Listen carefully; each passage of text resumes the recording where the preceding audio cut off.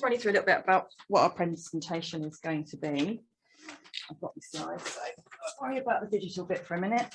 So the overview is going to be, I'll give you a rundown of kind of the Children's OT team perspective. Rachel will go through kind of what her perspective was, the process we went through, our outcomes, and then some reflections on it. So I think everybody would agree that COVID hit us as a massive challenge to our service. As individuals, we were worrying about our own health and our families. As workers, we were worrying about what would our like, would we capture the information, could we do a good job? And I think as a manager, my worry was, how do I run my service and keep everybody calm in this kind of crazy world when we've got a lot to do, and we're all going through changes anyway as a service without new having COVID on top. So Rachel's placement was, is it working now? Yeah, working now. Rachel's placement was a 4-week placement, and she's an apprentice, so it wasn't like having a regular OT student. Rachel was already working as an OT assistant within a hospital, so there were already some good underlying skills that we could work on.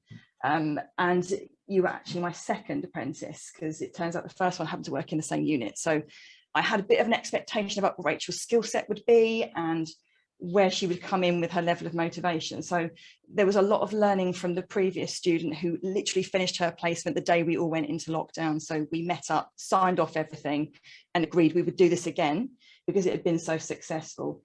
So we had aspirations about what we want the student to learn and how we think we can achieve that. And the way we do that within children's services is looking at it as a team approach. It's not one person, it's not just a practice educator's responsibility, it's the team's responsibility to kind of take these people under their wings, give them all the opportunities, look at shadowing, sharing knowledge. We've all got a different viewpoint on things. So that's kind of what we did. There was a lot of planning, so we'd spent a lot of time going through activities, thinking about our own training courses and development, things we could use, put together in a folder. I'm a bit old school, it was an old paper file. There was lots of lovely tick lists and great kind of activities that came from, say, the Wilden seminars about the Saros chair and the RAS chair. There are great little pieces of nuggets of information there about aspects of the pelvis and naming those bits. So we stole those, put them all in, because, you know, there's so many aspects to what we do that there were really interesting things that you could sit and have a go at in your downtime. So it was, this is what the placement's going to look like. This is the team. We made sure that Christchurch said that you've got a laptop that you could access MS Teams, because that was pretty much how we were working. So that's how you're going to connect with your team, through MS Teams. You come to team meetings, you can call up your colleagues and have a chat. Any shadowing visits we could do, we arranged, but there was lots of activities for you to do in the times when you didn't have specific work. And I think it's important to recognise with students that they do have a lot going on, and there's always that kind of assignment writing to do. And actually, we kind of build that into some of the learning objectives. So if you've got an assignment to write when you're on placement, bring it to supervision, let's talk about it, let's actually put theory into practice. What are we doing that could actually affect what you're writing? And that way we're encompassing the time that you're with us, you're using to write your assignments as well, and not slaving over that at weekends, and then the motivation becomes different. So that's kind of where we set it. And I think it went pretty well. So this was the slide we were talking about. So we want to maximise opportunities. It's a very small window of 4 weeks to show and demonstrate everything you're doing as an OT service, especially in terms of paediatrics, what we're doing, what we're trying to achieve. We've got to cram that into 4 weeks and get you to understand what we're doing. We took the proactive approach, so getting everything ready before, learning what didn't work with the previous student, building upon that and getting it right. All the available resources, taking it from any way we could, and thinking about your internal and your external partnerships as well. Who else can help out with your student, who could spend an hour just talking about what they do, reaffirm and just put those puzzle pieces into place. Oh, that's what you meant when you said this is what a DFG looks like. Get the grants officers involved. Everyone's happy to help out if you actually ask them. I think communication was one of the biggest things. We had WhatsApp groups, we had the computer, and it was a constant, you can get me if you need me, but we're not here to handhold. And it's about us empowering you. And I think it was really important to understand that expectation at the beginning, wasn't it? And feedback throughout, getting feedback from you, what was working, what wasn't working, and what else. It was so much easier to identify the gaps. And I probably saw more of you virtually than I would have done had we been in the same office and I'd been off to meetings or out on visits, or the travel time. We had time to capitalise on making the best of it. So like Sarah was saying, bringing theory into practice. So in my objectives, I brought to Sarah what I was learning at university. And from that, we looked at how we could formalise the placement around that, looking at the OT process and partnership working. So that meant we organised visits with other OTs. So I got to see a wide range of the service at different stages, which really extended my learning. And all of the work that Sarah put together before the placement enabled me to demonstrate my learning in supervision. And I took that time to obviously write my reflections and document all of my learning, and then demonstrate that to Sarah at the end of the week, which I think worked well, and obviously filled my time in between the visits and meetings on Microsoft Teams.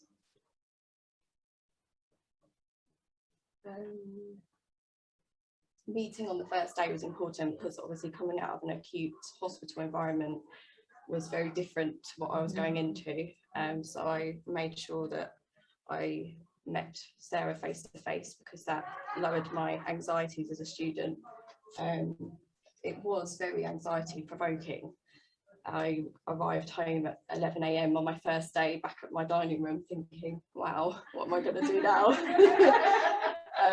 But I was quite open with you about how I was feeling, and you know. I think you did really well with a 5-minute whistle-stop tour of how to use a scale ruler and gridded paper. And it went quite well from there, didn't it? Yeah. Then I used a case study, didn't I, to fill in more time as well, and you know, obviously demonstrate more of what I've learned from you. And actually what we wouldn't have been able to do previously was say, right, now go home and look at your living room and measure this out and draw a scale plan and think about how this case study of a child with Duchenne's muscular dystrophy, how would this work in your house? And because she was there and at home and we could talk through it, it actually brought the case studies to life. And it was just so much of a better experience than had we done it rushing around, because you are always rushing. And it was really capitalizing on the gift of time.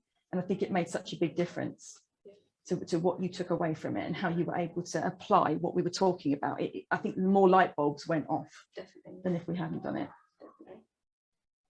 It definitely took a lot of motivation and, you know, passion to structure my day, organise my time. And as the weeks went on, that just became easier, really.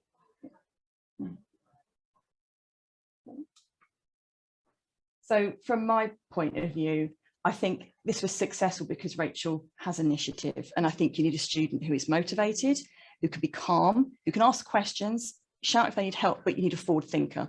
Someone's prepared to balance that and book their day. And I think this taught real life skills of this is what your week will look like, and you need to factor in time for writing up notes when you're going to see people. You know, this is what real life is like. You don't spend all day stood next to somebody and copying what they do. You've got to take some steps to be a kind of you know, autonomous practitioner. So that was really, really good. And I could see that it must have been dreadfully daunting on the first day to meet at, you know, at our office, masked up, little folder, ruler. This is kind of what it's going to look like. But, you know, she took it really well. And it was that being open, honest and saying, these are the phone numbers, you know, you can call at whatever time. We're going to be scheduling meetings. We're going to meet at visits. There was, you know, I think once we maybe got lost between the three of us trying to find a visit, but actually we did all contact each other and then went in convoy. But it was amazing because it just felt really nice to be out and doing that. But, you know, if we hadn't had that line of communication, or there wasn't the confidence to turn around and say, I'm a little bit stuck, or oh, I'm lost, I've gone to the wrong place, you know, we all could connect with each other quite well. I thought you were really resourceful in the fact that I'd given you the case study, which is quite a basic case study that we kind of use for job interviews, whistle-stop tour of how to use a ruler. But actually what you did do was go on to explore that case study further and added bits in, and well, actually when I get them upstairs, and it just evolved and was so lovely to see. There was a real willingness to try. I think you might struggle if you've got a student who's really lacking in that motivation or is really unsure of their skills. And maybe I was slightly biased towards having an apprentice because I knew there's that work ethic there. They're already in the job. They've got that understanding. The base layer is there. It's building on it. So, you know, this might look different if you're talking first time student who's had no placement experience, but we can still build on it. Like I say, there's a good work ethic, and I think you can motivate towards that. And it's so important. This is building the future. This is potentially giving a really good experience that when we've got an opening, we can get somebody back who's got a taste of what we do. And it was a great opportunity to be creative about how we explored what you're going to do to fill your time, because there's actually 7.24 hours of a day is quite a long time to fill in with stuff. And I think you have to expect, as a practice educator, to be flexible about what you're doing. There's going to be an amount of trust that's placed into that individual who's working at home, as you would have with all of your team anyway, but making sure that you have given enough for them to be able to choose and direct what they want to do within that day, and having that communication to be able to say, how's things going, or just drop a quick line. But it does allow you to be so much more autonomous than being in an office area and having somebody follow you around. What do I do next? What do I do next? There was none of that. It was in supervision. Well, I've kind of run out of time to do that, but I've started this. So we just tailored it each week to see what was coming. And that's where the compromise comes in. You know, we had to be clear about what the expectations were at the beginning, really, really clear about what you expected. And then everybody understands where the baseline is. So there's lots of articles actually out there about student placements and virtual, and the July issue of OT News has got quite a few bits in there about virtual working. So it was nice to read them and see that it mirrored our positive approach. It was really important with preparation from the university. So as it has always been, trying to get hold of them in the first instance, to get the student information, to be able to get them up and live on the system. It's great if we've got laptops for them, but if we don't get them on the system, it's useless. So I think we sort of just avoided that straight away and said, okay, Rachel won't be putting notes on the system. She won't be using our laptops, but she has got her own and can access us virtually. Between us with admin, we'll work out getting the notes on. So we kind of set it to the side to start with. But if you've got time to get that set up, it would have been really great with a slightly longer placement to have you taking cases and actually seeing it right the way through and putting your own notes on and developing that bit.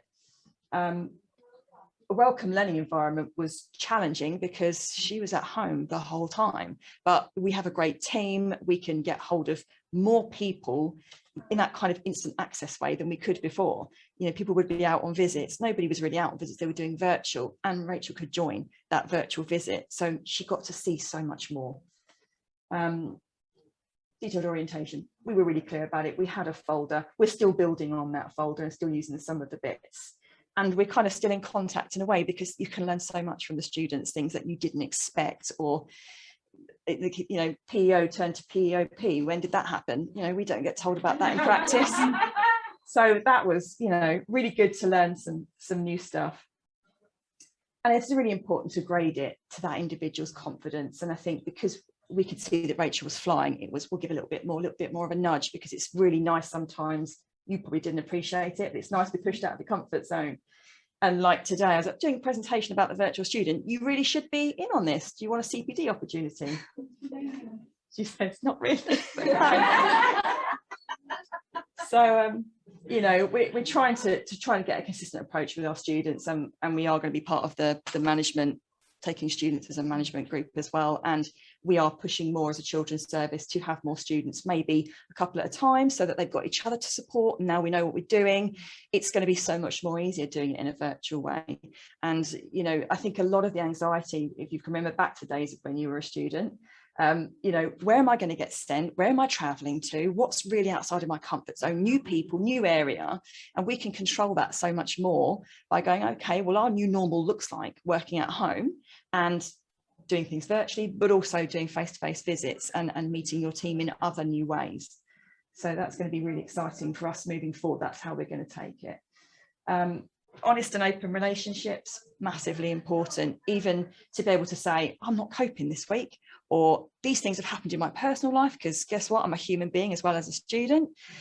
Other stuff happens, and it's having that honest and open conversation and expecting, yeah, you know what, actually in the way we're working at the moment with COVID, we're having to be extremely flexible with a lot of people. Childcare, disabilities, life, it happens, and we're not monsters. We can work around it and still meet those learning objectives. Even if you haven't done 7.24 hours this day or 37 hours this week, we'll work it out. I think that was really helpful, wasn't it, to know that it wasn't expected to turn up first thing in the morning and leave at 5 o'clock, you know. And supervisor experience and skills. I was hoping to lead by example, that if I took the student as the manager, that more people would then go, oh, she's made it look so easy, I'm going to take them. But I think we've just decided we want to do it as a team, and it makes more sense. And those who are comfortable and confident with doing the paperwork around the learning objectives can take that element on. You can have one supervisor. It doesn't have to be the only person that's there for you. You can really share it around and say, okay, I have a really good rapport with this person. I'd like to go to them to talk about some of my learning objectives, or I'd like to go here to talk about my reflections. And I'm a really horrible practice educator, I know, when it comes to reflections. So I just think, well, why not? We are reflective practitioners, and they're so important because they can make you look at what you're doing and go, yeah, actually, it didn't go that bad. I did all right. So, and I found that having comprehensive reflections was a way I could demonstrate what I was learning to you more than just a quick one. Yeah, massively. So just kind of the three themes that were picked up with some of the research I was looking at is that it's the integration of theory and practice. And like I said about PEOP and the CAWA model and things like this, we kind of touched on them, but new things have developed and come forward, and it's our job to kind of say, because remember the first question you ask is, what model do you use? And everyone goes, well, we don't really think about that. And then you go, well, actually, let's get back to thinking about what we do. Or we might talk about volition. Well, where did that come from? We didn't just pluck it out of the air. What model does? And you don't have to use one. We're picking bits from everywhere, and we'll go and work a case from start to finish. What did you think about it? If I was going to relate theory to practice, what would I do with this? And it just, I don't know, it clunks it all together a bit more, doesn't it? It makes it easier to understand. And you were teaching me quite a few things as well. We're developing professional and interpersonal skills. There are a lot of agencies that you need to work with, even from trying to pinpoint down to what does a social services OT do as to what does an NHS OT do, and talking to them about it, and holding your own at meetings and all these wonderful varied experiences. We're growing the future, really. And it all has a direct impact on the practice skills, which are just going to develop. So you get out what you put in, really. And conclusion, really, what more can you say? Preparation from university, we keep trying, we do our bit. Every time Stephen comes to our meetings, I'm on him again. But yeah, if you can get the information as soon as possible, it makes things a lot easier. But you know what, it's not the end of the world if you don't get that name until the day before they start. You can still run with this and make it work. Keep your resources up to date. Every time you're going on training, if one of your colleagues mentions something useful they've been to, steal it, take it. Think about doing little pop quizzes. They were the favourite thing for your 5 minutes down. Do a pop quiz on the pelvis, pop quiz on seating, pop quiz on grants officers and DFG legislation. All those little things, you can make it fun. And we kind of ended up sneaking them into our team meetings as well. And the winner got an hour off work that week. So, everybody wins. Everyone's a winner. And just keep reviewing what you're doing, talking to the students, ask them what's working for you, what's not working, what I think might be a great idea. She might think it's hell on earth and really not getting anything from it. So we've got to understand where they're coming from as well. And I just think it really is influencing the form and quality of our practice, because we're growing the future. And selfishly, as Jane has said, there's not many out there. OTs, it's small. We need to class the ones we've got and claw them back if we can when we have job openings. And aspiring to keep OT alive, avoiding dilution. So if you want to explore that topic more, we're talking about it about 1 o'clock, I think it is. So yeah, that's our presentation. Are there any questions?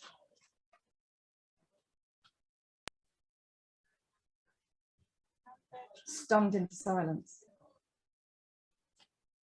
I've got just something to say, not a question. We had a first year student in our team, yes, and it actually works really well, but it really depends on the student as well. It does. The person taking that student. We're still in touch with them, so that says quite a lot actually.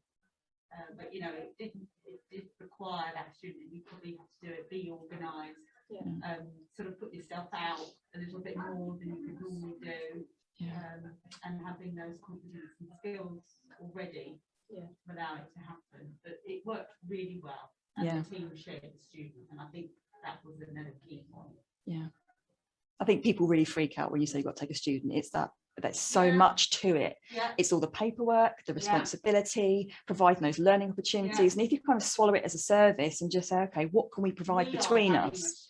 Yeah, we are taking That's these what I people, thought. the shared responsibility just builds more enthusiasm, and we found it as a really positive thing. And there wasn't one person that didn't want to step up and say, I've got something, do you want to come see? Yeah.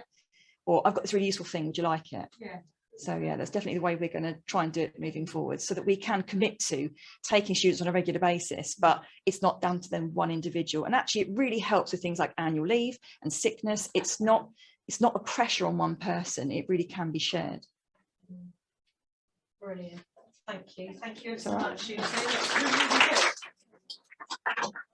I think, you know, it's just so cheering, isn't it? Just to remind you how useful it is to take students and do practices, you know, because we often feel we're so pushed, we can't possibly fit it in, and you know, it's such a rich experience if you give it the time. And I love the I love the case study bit, you know, using case study you're studying and getting you to measure up at home in your own home. What a fantastic idea, you know, we're all stuck at home anyway, and it's brilliant. You've got all the resources around you to do it, and you can really make that come alive as a case study then, can't you? And the fact that we learn all the time, you know, when you have students, you are always learning. They are our best opportunity for keeping up to date with sort of current teaching and practice and learning, you know, from a university point, all the new models and things as they come out. And I think that's really rich. That's very rich. It's a good opportunity for us. So thank you very much. And thank you everybody who's presented about sort of students and practices this morning. We're going to move on to something slightly different for our next presentation, but I think that's been really, I feel quite refreshed. I'm quite ready to take my student in autumn, I think, hopefully. So we've probably got just a few minutes break while we actually swap around slides if anybody needs a quick break. So thank you.